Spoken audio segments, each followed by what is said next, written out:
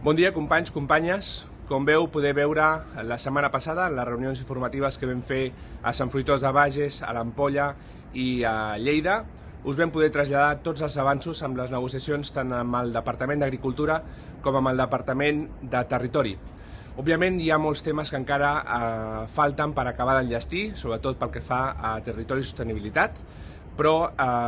vam ser conscients que en aquelles reunions molts de vosaltres com a presidents volíeu copsar la realitat de les vostres societats de caçadors, la voluntat dels vostres socis, i per tant molts de vosaltres no ens veu voler donar una opció definitiva al respecte de si continuàvem amb l'aturada cinegètica o repreníem l'activitat de manera definitiva, o fins i tot la tercera opció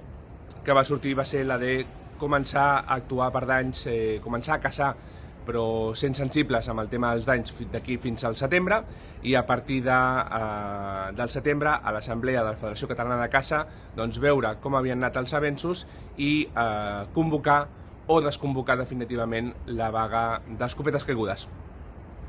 Doncs bé, entre el resultat de les 3 reunions que vam fer la setmana passada i de les votacions que ens heu fet arribar a través dels presidents territorials i a través del nostre tècnic, del Dani Camacho, que us ha traslladat les enquestes a tots, doncs us haig de dir que l'opció B, l'opció de començar a caçar fins al setembre i veure a l'Assemblea de la Federació Catalana de Caça com es concreten les nostres peticions per tal de o aturar definitivament la caça o ja poder-la reemprendre amb seguretat jurídica, és l'opció que s'ha imposat amb un 54% dels vots. Com veieu, pràcticament l'opció de continuar a caçar no l'ha pres ningú, un 2% dels vots, i la resta és gent que considera que no hem de tornar a caçar. És una situació inèdita, és una situació difícil, així ho entenem, però entre les reunions que vam tenir tant a l'Ampolla com a Sant Fruitós com a Lleida i els vots que ens heu fet arribar, doncs aquest ha sigut el resultat de la votació. Dir-vos que òbviament continuarem treballant com a Federació Catalana de Caça. El dia 7 de juliol tenim una reunió amb la consellera d'Agricultura per tornar a parlar directament amb ella de l'evolució dels acords. Amb Unió de Pagesos, amb JARC, amb la Federació de Cooperatives Agrícoles, ens hem tornat a reunir, els hem tornat a exposar la situació, i us haig de dir que, especialment pel que fa a Unió de Pagesos, ells directament han parlat amb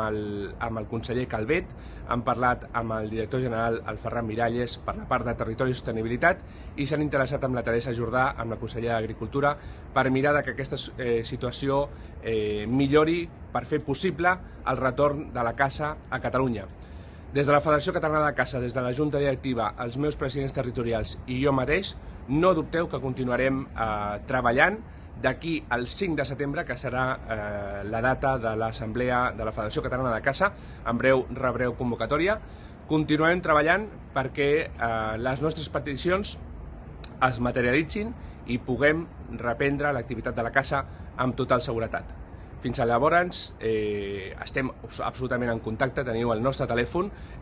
podeu trucar a la federació sempre que vulgueu per interessar-vos, i nosaltres us anirem informant dels avenços que vagin sortint. Gràcies.